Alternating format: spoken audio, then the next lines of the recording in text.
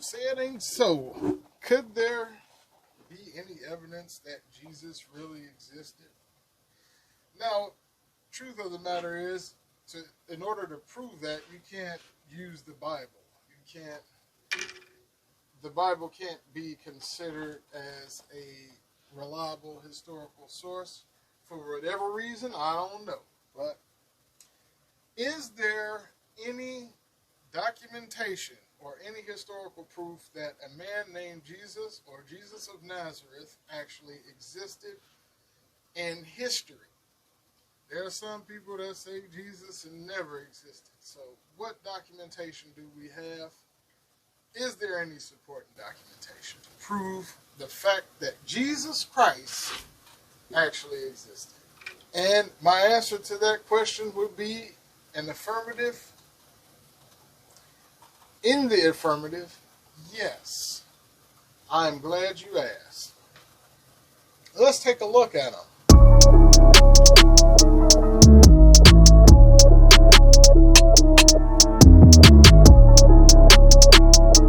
What's up, everybody? My name is Jay Wilson, aka Mr. Truth Be Told to You, and I want to welcome you to the Truth Be Told project, where we give you tips on how to live your best life, spiritually, mentally, and relationally. How do we plan on doing that? Well, I'm glad you asked. We plan on teaching you to live according to your intended design. Before we get into it, I want to ask you to consider subscribing, or just go ahead and subscribe. What's holding you back? Also, click that notification bell so you could get updated on our latest content. What's on the agenda for today? We got two things on the agenda for today. First, we're going to look at the historical method. In other words, we're going to look at the process that historians go through when making a historical investigation.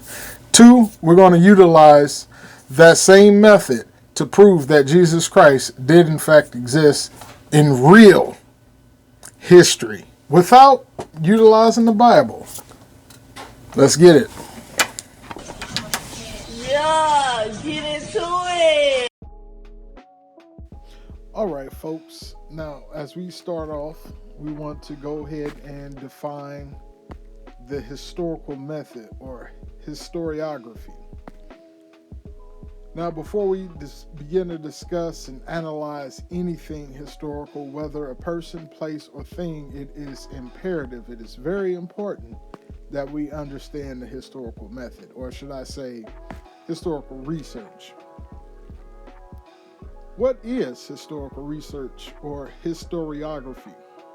According to Bruce Bird, author of Qualitative Research Methods, he says this, that the historical method is a research that attempts to systematically recapture the complex nuances, the people, meanings, events, and even ideas of the past that have influenced and shaped the present. Historical research relies on a wide variety of sources, both primary and secondary sources, including unpublished materials. Now, I can hear someone asking, what are primary sources? Primary sources are eyewitness accounts of events, and primary sources can be oral or written testimony. Now, in regards to the historiography of Jesus, what would be considered a primary source? A simple answer to that question would be the New Testament. But I ain't forgot. We are supposed to consider the existence of Jesus without the New Testament. So that means we will concern ourselves with secondary sources for info about Jesus. Now, I must mention that most historians regard the New Testament as a reliable historical source regarding the historicity of Jesus Christ.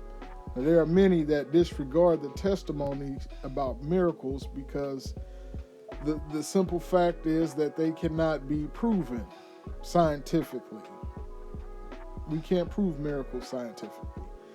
Some also don't believe in the existence of God, so they disregard all references to the miraculous, to God, they disregard all those. Here's a clip that I want to show you by a historian by the name of Bart Ehrman. Now keep in mind that Bart Ehrman is an atheist, or should I say that he has described himself as an agnostic with atheistic leanings. He wrote the book, Did Jesus Exist? And here's what he has to say.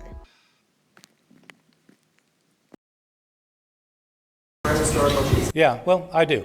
I mean, that's why I wrote the book. Well, I mean, okay, yeah. I mean, I have a whole book on it.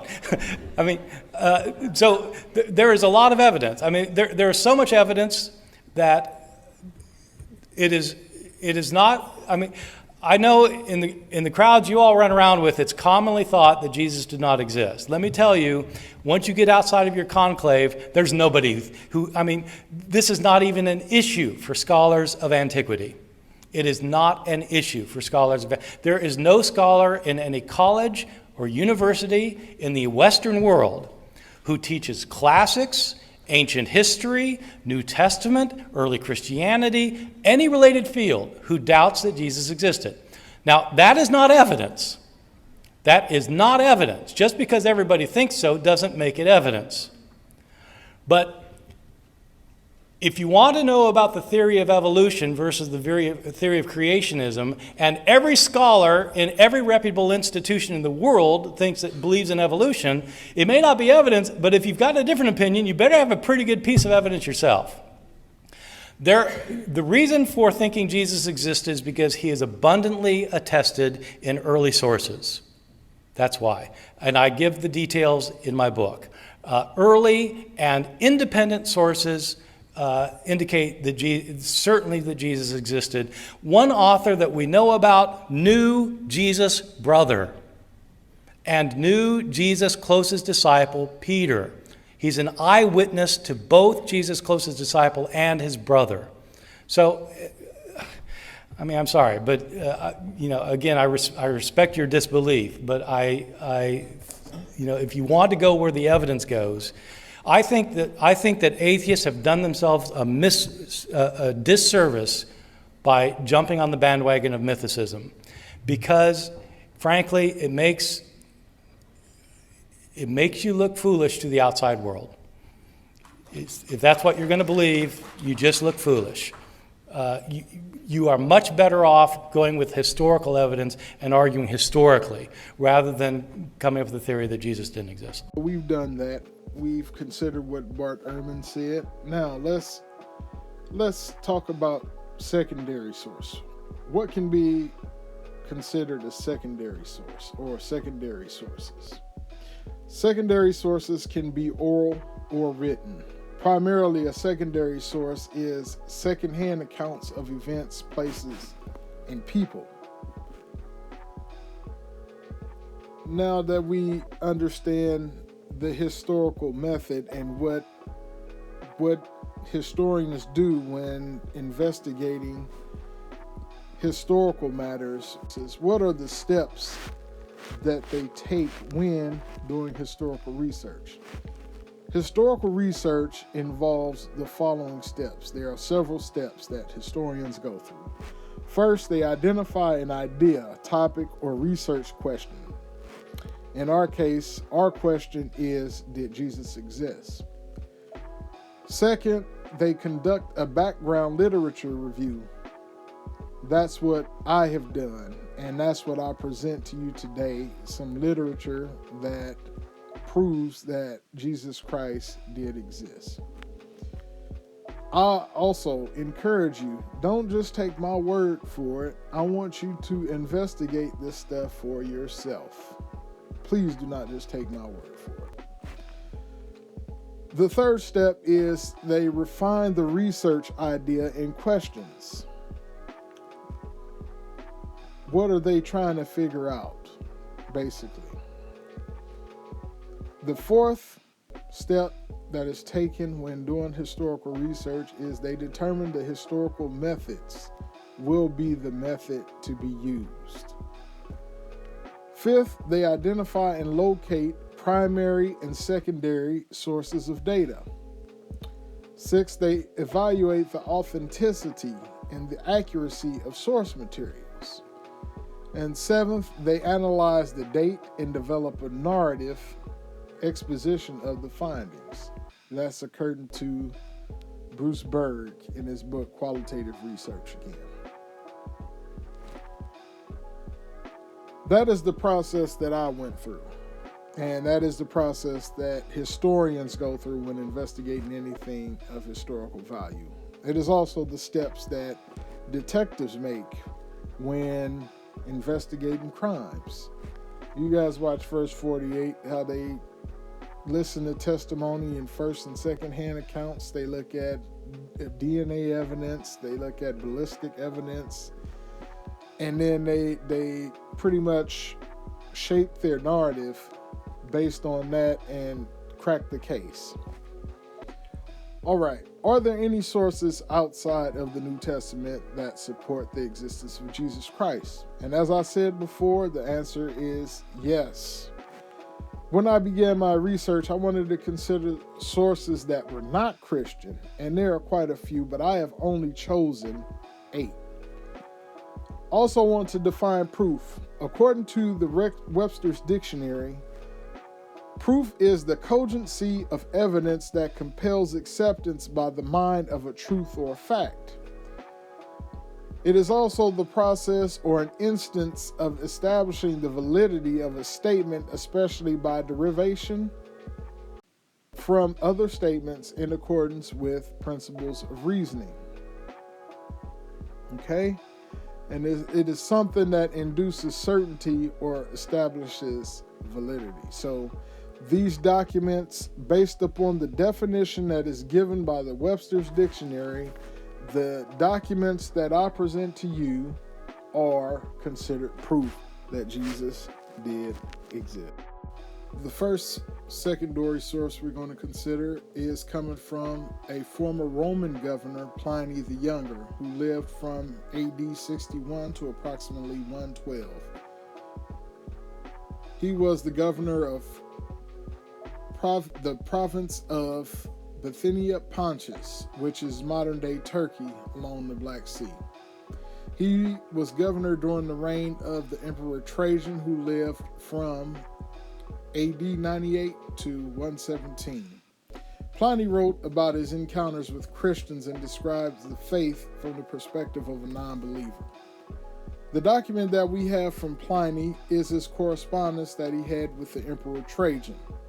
This correspondence gives us some light into the persecution of Christians in the past.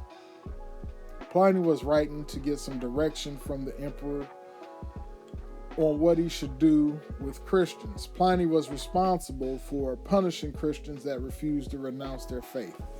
In his correspondence, letter 1096, Pliny expresses uncertainty over the proper punishment for accused Christians. He asked Trajan, should the name be punished, or even if the crimes are absent, or the crimes that go with the name? What was he asking? He was asking, should the Christians be punished for crimes, or should they be punished because they are Christians?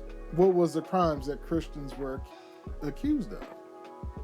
According to Coleman Ford, people at that time claimed Christians were atheists because they refused to acknowledge the traditional Roman gods, including those of the Roman pantheon and the emperor himself.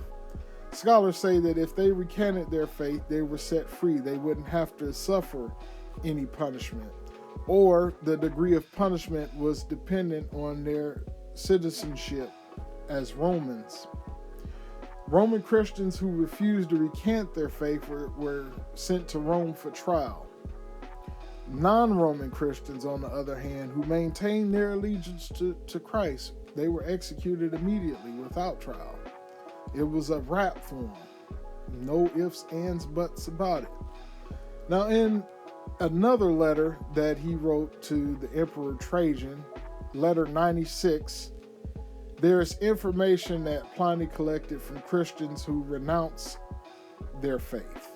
and began expressing loyalty to the Roman gods because they were afraid for their life. They didn't want to suffer. But Pliny says in his correspondence that all venerated your image and the images of the gods as others did, and reviled Christ. They also maintained that the sum of their guilt or error was no more than the following. They had met regularly before dawn on a determined day, and sung antiphonally a hymn to Christ as if to a god. They also took an oath not for any crime, but to keep from theft, robbery, and adultery, and not to break any promise, and not withhold a deposit when reclaimed. Now, a scholar by the name of Josh McDowell says the fact that lapsed Christians were encouraged to revile or curse Christ likely reflects the fact that they and Pliny believed he was a historical person, that he was a man. They would not curse deities, regardless of where that deity came from, whether he was Jewish, whether he was Egyptian, whether he was Persian. They didn't believe in cursing gods. All gods were venerated. Now, ancient historian and New Testament scholar Paul Burnett notes that ancients would not have cursed gods. Also in the letter, Pliny describes Christians singing to Christ as if he was a god. Now, that's pretty funny, considering the fact that, Pliny saying, look, they singing to this Christ like he's a god. So he obviously has to be a man. He has to be a man because they're singing to this man as if he's a god. Now, historian Bart Ehrman says this.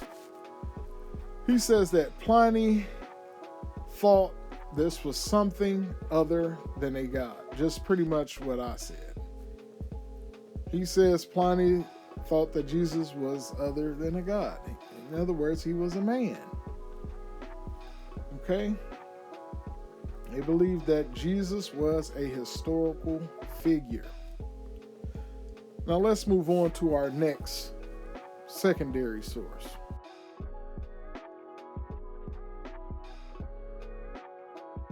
Our next secondary source comes from a man by the name of Suetonius.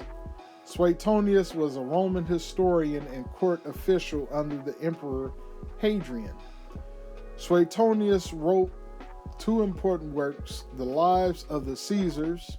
It was published around AD 120. Mind you, this is not... First century Christians were probably still living at this time. And he describes events in the lives of the first 12 Roman emperors. Now, in his work, The Lives of the Caesars, in the deified Claudius 25:4, he writes, since the Jews constantly made disturbances at the instigation of Chrestus, he expelled them from Rome. Now, Chrestus is Latin for Christ. It's Latin for Christ. Jews made disturbances at the instigation of Christus. So obviously, if you're familiar with the New Testament, I hate to refer to the New Testament because that was a rule. Don't pull any historical sources from the Bible. But this pretty much lines up with what the Bible has to teach. Christ caused a lot of disturbances, and they believe he instigated and caused a lot of trouble in Rome. If you read the crucifixion narratives, he caused a lot of commotion, and it just caused a lot of unrest in Rome. So this Chrestus it caused major disturbances and his followers. Now, historians believe that Suetonius is referring to the expulsion of the Jews from Jerusalem because Christus, and because of some of the Jews that had become Christians and was doing a lot of preaching about Christ. As a result, there was a rift between Jews and Christians. and this caused a lot of chaos. Claudius Caesar kicked him out of Jerusalem because of all the preaching and all the chaos. He done away with both Jews and Christians. Surprising enough, this same event was referred to in Acts, the book of Acts in the Bible, chapter 18, verse 2. Luke reports this same event, which took place in AD 49. Now, this is not the only event that Suetonius records. He alludes to Christians being persecuted under the reign of the Emperor Nero. I don't know if any of you have ever heard of Nero before, but Nero was emperor in Rome in 64 AD. Another ancient historian, another secondary source that we're going to consider, elaborates on this event that caused Nero, or that caused Christians to be persecuted. Suetonius doesn't go into detail and explain why Christians were persecuted, so we will revisit this later. Suetonius says punishment was inflicted on the Christians, a class of men given to a new and mischievous superstition. Now, when I read that, I wondered what the mischievous superstition was that the class of men believed in. Scholars believe that Suetonius is referring to the resurrection of Jesus Christ. Many believed and died for their belief that a crucified criminal was resurrected from the dead. Now, this reference definitely debunks the notion that people began to worship Jesus at the Council of Nicaea in 322 AD. I'm sorry. This completely refutes that. There's this idea and this conspiracy floating around like Jesus wasn't the central figure of Christianity until the Emperor Constantine forced it on everybody after the Council of Nicaea in 322 AD. But here we have something that dates almost 200 years prior to this that says that Jesus was a central figure and there was a central event that these Christians believed in. Okay? And another thing to take notice of is that Suetonius called it a new and mischievous superstition. So this also debunks the notion that Christianity plagiarized other mythologies. There has always been dying and rising gods, so on and so forth. I'm sure that if Christianity plagiarized any of the myths that predated, Suetonius would have made mention of it, but he doesn't. So anyway, let's move on. All right, our next secondary source comes from a man by the name of Mara bar Serapion. Sometime after AD 70, Mara bar Serapion, a Syrian philosopher, wrote a letter from prison to his son, encouraging him to pursue wisdom.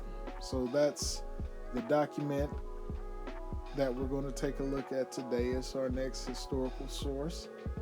And it says, in his letter, he compares Jesus to the philosophers Socrates or Socrates and Pythagoras. In the letters, he also discusses the foolishness of persecuting wise people. Now, let me read what he says from his letters. He says, "What good did it do the Athenians to kill Socrates or Socrates? For which deed they were punished with famine and pestilence. What did it avail the Samians to burn Pythagoras, since their country was entirely buried under sand in one moment? Or what did it avail the Jews to kill their wise king, since their kingdom was taken away from them from that time on? God justly avenged 3 wise men. The Athenians died of famine, the Samians were flooded by the sea, the Jews were slaughtered and driven from their kingdom. everywhere living in the dispersion. Socrates is not dead thanks to Plato, nor Pythagoras because of Hera's statue, nor is the wise king because of the new law which he has given. Now, what event is Serapion referring to in which the Jews where they fled from their land? He's referring to the destruction of Jerusalem that took place in AD 70. You guys know about the Jews at the Wailing Wall. You see them almost every time you see the news, you see, Jews weeping at the Wailing Wall, or is it called the Weeping Wall? Something like that. But anyway, this was destroyed at that time. That's the event that he's referring to. Okay, and the land has not really belonged to Israel since that time. They constantly go back and forth with the Palestinians. There's always been conflict between Jews and Palestinians. Okay, and ancients believed that people suffered because of some evil that they done against a significant person, and the significant person that they did something to was Jesus Christ. Now, the law that Suetonius is referring to is the love God with your entire being and love your neighbor as yourself, referenced in Matthew 7:12 and Luke 6:31, if you're curious about that. All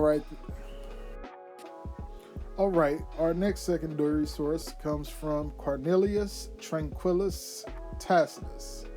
He was also a Roman historian, and he lived from AD, or approximately AD 56 to 118. He wrote several important works related to the history of the Roman Empire. Now, according to Derek Brown, Tacitus is best known for two historical books, the Histories and the Annals.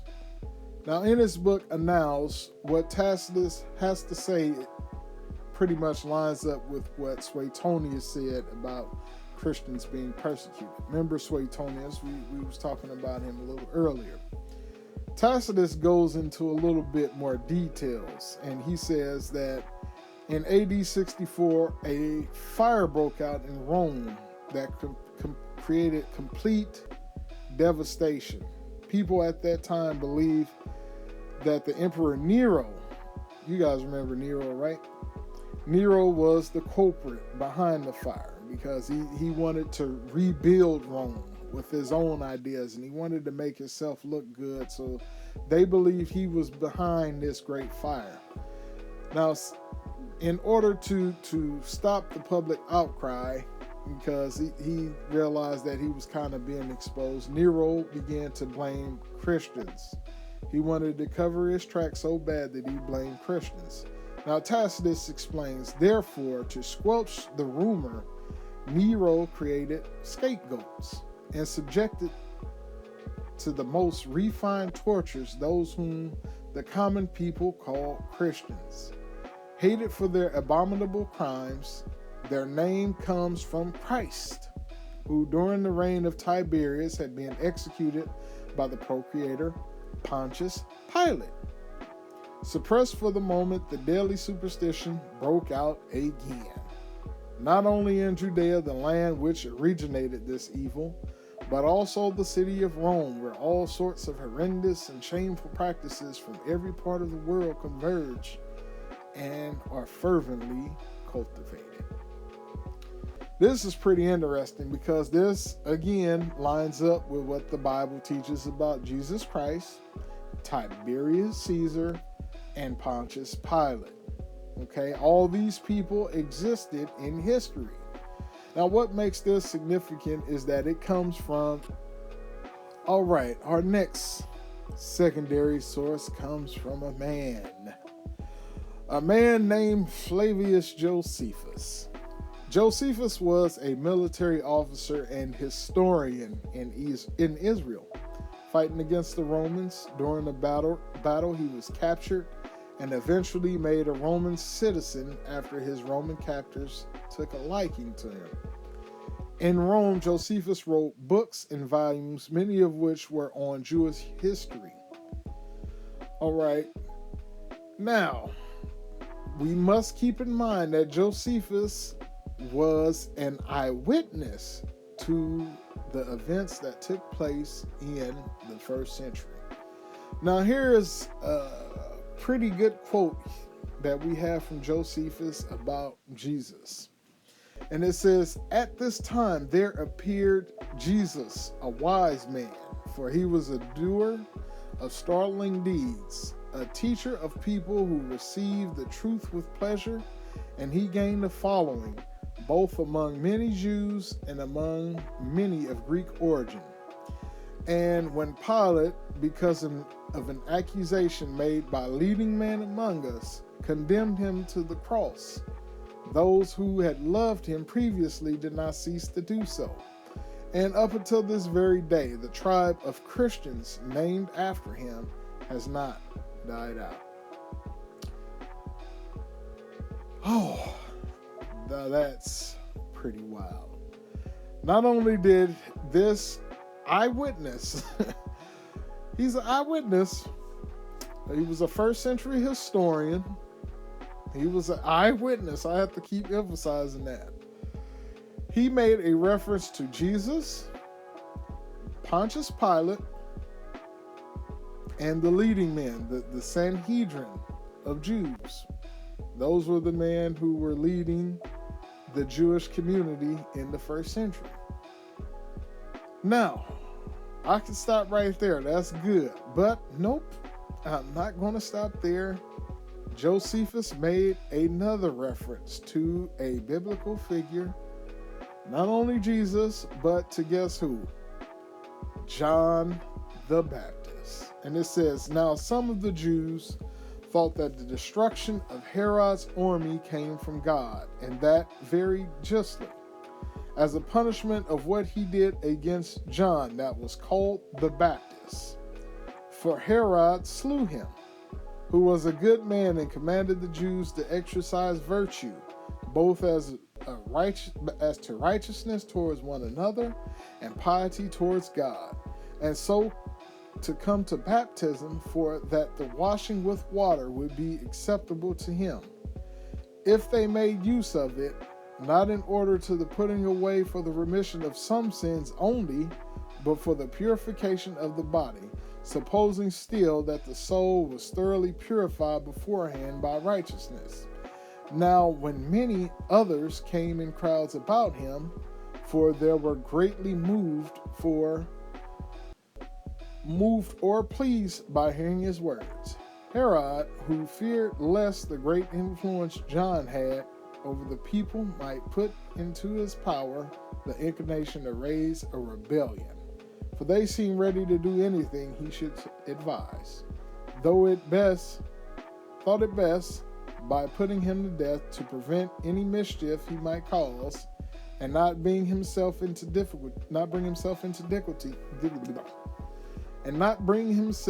difficulties by sparing a man who might make him repent of it when it should be too late. Accordingly, he was sent a prisoner out of Herod's suspicious temper to Machaerus, the castle I before mentioned, and was there put to death. Now, the Jews had an opinion that the destruction of his army was sent as punishment upon Herod and a mark of God's displeasure of him. Now, that's pretty interesting. If you guys don't know about the story between Herod and John the Baptist, you can find more details in the Gospels. In the Gospels, John the Baptist called Herod an adulterer because Herod was sleeping with his brother's wife. He had taken his brother's wife as his own, and Herod didn't like it, but Herod respected him because he believed he was anointed by God. But one day, Herod was drunk. Him and his friends were drunk, and he had his stepdaughter, if you will, belly dance for him in the crowd. And Herod was so moved by this belly dance, he told his stepdaughter to ask for whatever she wanted, and he'd give it to her. And she went to her mother, John's new wife that he stole from his brother, and she said, "I want John the Baptist's head on a platter." And Herod gave it to her. But anyway, it's a pretty interesting story. I encourage you to check it out for yourself. But I just thought I would elaborate on that just a little bit. But, okay, we've covered that. We've covered Jesus and John the Baptist. But could there be another? Drum roll, please. Here is another reference that Josephus made about Jesus, or Jesus's brother, James. In Antiquities 20, verse 200, Josephus writes about the death secondary source, and it comes from the Babylonian Talmud. What is the Babylonian Talmud? The Talmud, meaning teaching, is an ancient text containing Jewish sayings, ideas, and stories.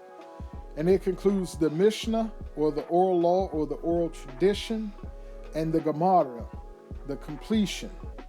The Mishnah is a large collection of sayings, arguments, and counter-arguments that touch on virtually all areas of life. The Gemara is known as a sea of learning, a collection of stories about biblical people. Now here's what it says in Baretha Bab, Sanhedrin 43a. It's probably a document from the late 1st century to early 2nd century concerning the historicity of Jesus Christ. The first reason is because they come from non-believers. They come from someone who doesn't have an agenda.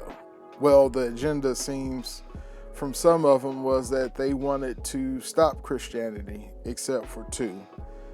Some just wanted to report history, but two of them wanted to stop Christianity. They saw it as an evil.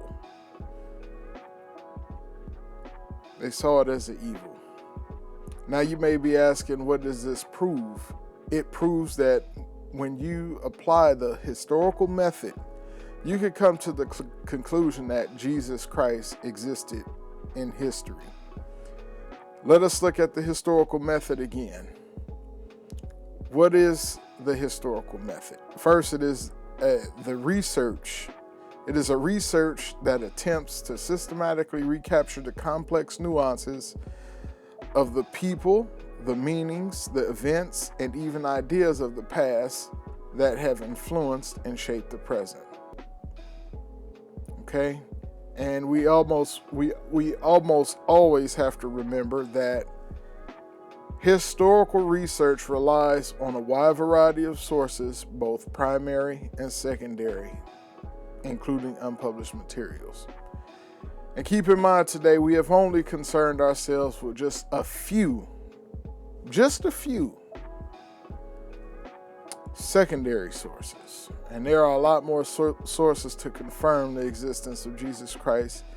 And I would like to go into those primary sources, but of course it'll be at a later time.